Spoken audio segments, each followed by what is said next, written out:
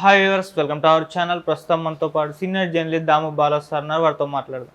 నమస్కారం సార్. నమస్తే sir, present తెలంగాణలో బీఆర్ఎస్ చాలా క్లిష్ట పరిస్థితిలో ఉందని చెప్పుకోవచ్చు సార్. రాజ్యసభ సభ్యులందరూ కూడా కాంగ్రెస్ పార్టీలో విలీనం కాబోతున్నారని వార్తలు వస్తున్నాయి. అదేవిధంగా హరీష్ రావు గారు కూడా బీజేపీలోకి షిఫ్ట్ అవ్వబోతున్నారని చెప్పేసి వార్తలు వస్తున్నాయి. ఇక్కడ ఎమ్మెల్యేలు అందరూ కూడా కాంగ్రెస్ పార్టీలో ఆల్రెడీ చేరుతున్నారు. ఇంకా మిగిలిన వారందరూ కూడా చేరిపోయే అవకాశం ఉందంటున్నారు.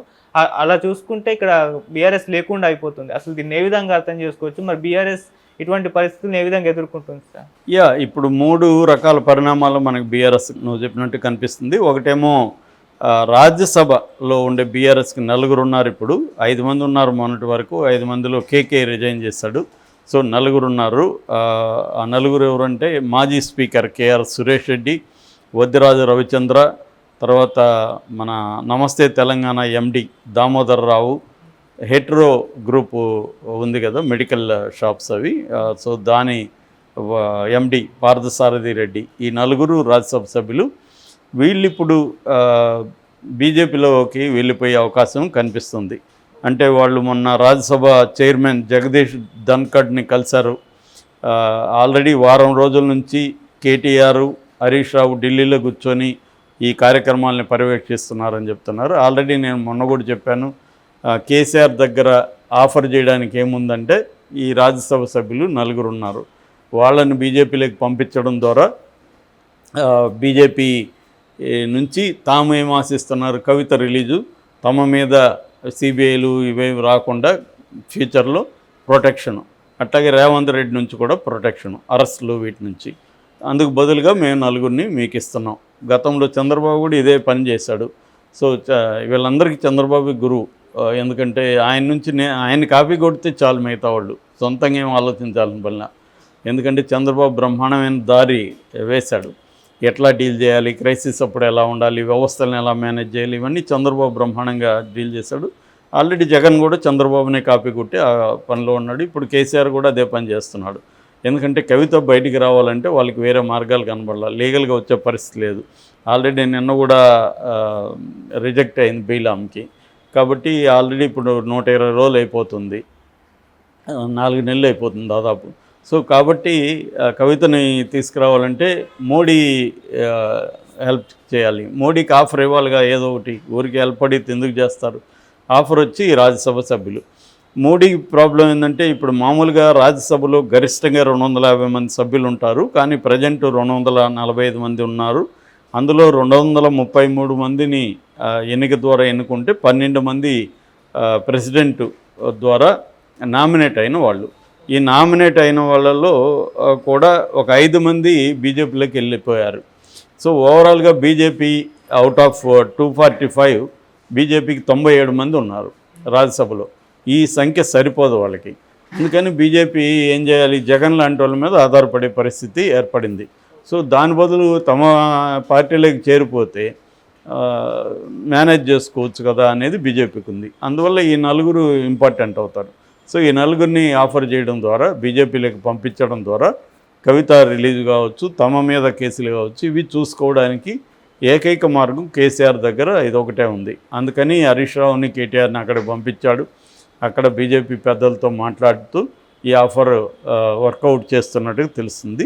దీని తర్వాత ఇదంతా అయితే మాత్రం కవిత సహజంగా బెయిల్ మీద కోర్టులో బెయిల్ ఇచ్చేస్తాయి, ఆమె బయటకు వచ్చే అవకాశం ఉంది. కేసులు కూడా మెల్లమెల్లగా వీక్ అవుతాయి. ఇది జరగబోతుంది. సో ఇది ఒకటి.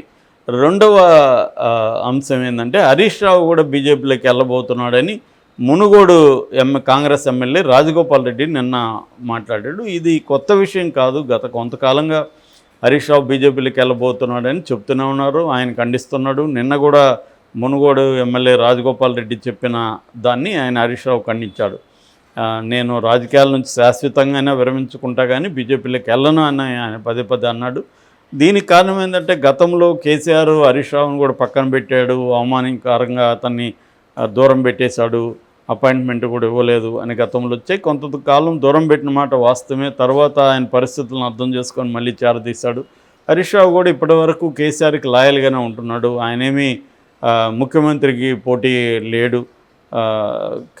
కేసీఆర్ కూడా ఆ మధ్య టీవీ9కి ఇచ్చిన ఇంటర్వ్యూలో మీ వారసుడు ఎవరంటే, నా వారసుడు నేను నిర్ణయించను, ప్రజలే నిర్ణయిస్తారని టాక్టికల్గా చెప్పి తప్పించుకున్నాడు. ఎందుకంటే హరీష్ రావు కేటీఆర్ మధ్య ఒక తెలియని కాంపిటీషన్ అయితే ఉంది క్లియర్గా, ముఖ్యమంత్రులే అంటే వీళ్ళు గెలిస్తే. అదే ఇప్పుడు ఆ పరిస్థితి కూడా లేదు. ముందు అసలు పార్టీ ఉనికి కాపాడుకోవాలి. సో హరీష్ రావు పోతాడా అనే ఇదైతే ఉన్నాయి. ఇది మరి స్ట్రాటజిక్గా బీఆర్ఎస్ని వీక్ చేయడానికి కాంగ్రెస్ చేస్తున్న నాటకమా, లేకపోతే నిజంగా హరీష్ రావుకి కూడా ఇంట్రెస్ట్ ఉందా? ఎందుకంటే ఇప్పుడు రేపొద్దున ఆయన కేసులు ఎదుర్కోవాలి, ఆయనకి ఇబ్బందులు అవుతాయి, బీఆర్ఎస్కి ఫ్యూచర్ లేదు, ఫ్యూచర్ ఉన్న తనకు బీఆర్ఎస్లో ఫ్యూచర్ లేదు అని వెళ్ళిపోవచ్చు. కానీ ఇప్పుడు బీజేపీలోకి ఇప్పుడిప్పుడు వెళ్ళి ఆల్రెడీ బీజేపీలో మహామహులంతా ఉన్నారు. ఇక్కడ హరీష్ రావు వెళ్తే హరీష్ రావుకి అక్కడ మాత్రం ఏముండబోతుంది. కాబట్టి ఆయన వెళ్తాడా లేదనేది నిజమితంగా అయితే తెలియదు. ఇక మూడవ అంశం, 39 మంది ఎమ్మెల్యేలు ఉంటే అందులో ఒకరు చనిపోయారు, ఉప ఎన్నికలు ఓడిపోయారు. 38 మందిలో 7 మంది ఆల్రెడీ కాంగ్రెస్ పార్టీలోకి వెళ్ళిపోయారు. ఇప్పుడు ఒక 6 మంది వెళ్ళబోతున్నారని చెప్తున్నారు. సో ఇదే కానీ జరిగితే ఓవరాల్గా బీఆర్ఎస్కి 25 మందికి పడిపోతారు. ఈ 25 మందిలో ఇంకొక 7 మందిని లాగగలిగితే విలీన ప్రక్రియను మొదలు పెట్టచ్చు. అసెంబ్లీలో బీఆర్ఎస్ పార్టీ విలీన ప్రక్రియ. ఇదే కానీ జరిగితే బీఆర్ఎస్ అనేది గుర్తు అనేది పోతుంది. ఎందుకంటే రికగ్నైజ్డ్ పార్టీ నుంచి రిజిస్టర్డ్ పార్టీగా బీఆర్ఎస్ మారిపోయే అవకాశం ఉంది. అప్పుడు గుర్తు అనేది ఫ్రీ సింబల్ లెక్క పెట్టేస్తారు, కారు గుర్తు కూడా ఉండకపోవచ్చు. ఇది ఆందోళనగా ఉంది కేసీఆర్కి. దీన్ని ఎలా డీల్ చేయాలో తెలియట్లేదు. అనేక మంది ఎమ్మెల్యేని పిలిచి ఆయన మాట్లాడుతున్నాడు, బుజ్జిగిస్తున్నాడు, కానీ జరగట్లేదు. ఎందుకంటే వాళ్ళకి ఎవరికి కూడా బీఆర్ఎస్ మళ్ళీ 5 ఏళ్ల తర్వాత అధికారంలోకి వస్తుందా రాదా దాని మీద గ్యారంటీగా వాళ్ళకి లేదు. ఎందుకంటే బీజేపీ ఇక్కడ స్ట్రాంగ్ అవుతూ ఉంది, కాంగ్రెస్ బలంగా ఉంది. బీఆర్ఎస్ ఈ రెండింటినీ ఢీకొని బీఆర్ఎస్ ఈ రెండింటినీ డామినేట్ చేసి ముందుకు రాగలుగుతుందా? కేసీఆర్ మీద ఆ హోప్ లేదు. కూతుర్నే బయటికి తీసుకురాలేకపోతున్నాడు కేసీఆర్, ప్రజల్లోకి వెళ్ళి పనిచేయలేకపోతున్నాడు. సో కేసీఆర్ ఏం చేయగలడు అన్న ఇది అందరికీ ఏర్పడిపోయింది. పైగా ఆయన ఆరోగ్యం కూడా అంత స్ట్రాంగ్గా లేదు. సో రేవంత్ రెడ్డి చాలా దూకుడుగా ఉన్నాడు. మోడీ కూడా రేవంత్ రెడ్డికి ఇండైరెక్ట్గా సపోర్ట్ చేస్తున్నాడు, బీఆర్ఎస్ని తొక్కేయాలని ఉంది అనేది వాళ్ళకున్న అండర్స్టాండింగ్. ఒకవేళ మోడీ ఇప్పుడు కొంత కన్సిడర్ చేసి కవితను బయటకు వదిలినా కూడా బీఆర్ఎస్ ఉనికిని లేపడానికైతే మాత్రం మోడీ ఎట్టి పరిస్థితుల్లో ఒప్పుకోడు.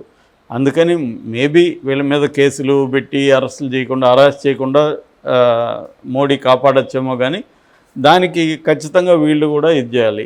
ఇదొక వాదన. రెండో వాదన ఏంటంటే ఇక్కడ కూడా బీఆర్ఎస్ని బీజేపీలో కలిపేస్తారా అన్న ఒక వాదన కూడా వినిపిస్తుంది. ఎందుకంటే మోడీ ఇక్కడ బీఆర్ఎస్ కానీ స్ట్రాంగ్గా ఉంటే మోడీకి ఇబ్బంది. ఎందుకంటే బీజేపీకి హోప్స్ క్రియేట్ అయినాయి. మొన్న పార్లమెంట్లో 8 సీట్లు రావడం అనేది మంచి హోప్ క్రియేట్ అయింది. షేర్ కూడా, ఓట్ల షేర్ గతంతో పోలిస్తే బాగా పెరిగింది. అందుకని నెక్స్ట్ 5 ఏళ్ల తర్వాత కాంగ్రెస్కి ధీటుగా బీజేపీని ఉండొచ్చు. రేపొద్దున రేవంత్ రెడ్డిని కూడా బీజేపీ లాగేసుకోవచ్చు, షిండే లాగా అనేది కూడా వినిపిస్తుంది. సో అది జరిగినప్పుడు బీజేపీ అధికారంలోకి వచ్చే అవకాశం ఉంది. అయితే బీఆర్ఎస్ అనేది ఉండకూడదు. ఎందుకంటే బీఆర్ఎస్కి ట్రెడిషనల్గా బీఆర్ఎస్ అంటేనే తెలంగాణ సెంటిమెంట్కి ప్రతీకగా, కేసీఆర్ అంటేనే తెలంగాణ తీసుకొచ్చిన ప్రధానమైన వ్యక్తిగా చూస్తున్నారు. ఇప్పటికీ జనంలో కేసీఆర్ పట్ల సింపతి ఉంది. ఎందుకంటే ఆయన 39% రావడం, 39 సీట్లు రావడం మాటలు కాదు. కాబట్టి కేసీఆర్ని తక్కువ అంచనా వేయకూడదు, ఇప్పుడే తొక్కేయాలి అనేది మోడీకి ఉన్న అండర్స్టాండింగ్. సో అన్ని వైపుల నుంచి బీఆర్ఎస్కి కావచ్చు, కేసీఆర్ కుటుంబానికి కావచ్చు ఇబ్బందులు అయితే సీరియస్గా ఉన్నాయి. వాళ్ళకి ఆఫర్ చేయడానికి ఆ 4 రాజ్యసభ సభ్యులు తప్ప ఇంకెవరు లేరు. ఆ 4 ఇవ్వడం ద్వారా ఎక్కువ డిమాండ్లు వీళ్ళు చేయలేరు. ఏదో కవితను బయటికి తీసుకురావాలి. ఎందుకంటే ఆమె జైల్లో 4 నెలలుగా ఉందంటే మాటలు కాదు, అది చాలా కష్టంగా ఉంటుంది ఆమెకి. సో ఆడ ఎన్ని కుదిరిన సౌకర్యాలు డబ్బులు ఇచ్చి చేసుకున్నా కూడా జైలే. ఎందుకంటే ఇవాళ బయట లైఫ్ స్టైల్ అనేది ఇలాంటి వాళ్ళకి చాలా కంఫర్టబుల్గా, ఏసీలు కావచ్చు, ఫుడ్ హ్యాబిట్స్ కావచ్చు, ఇతర సౌకర్యాలు కావచ్చు, ఇవన్నీ అలవాటు అయిపోయింటారు. ముఖ్యంగా స్త్రీలకు జైలు అనేది చాలా టఫ్. నేను ఆల్రెడీ దాని మీద ఒక వీడియో చేశాను. సో అటువంటి కాంటెక్స్ట్లో ఆమెను మరి కేసీఆర్ కానీ, కేటీఆర్, హరీష్ రావులు ఏం చేస్తారనేది మనం చూడాలి. Okay sir, thank you so much sir.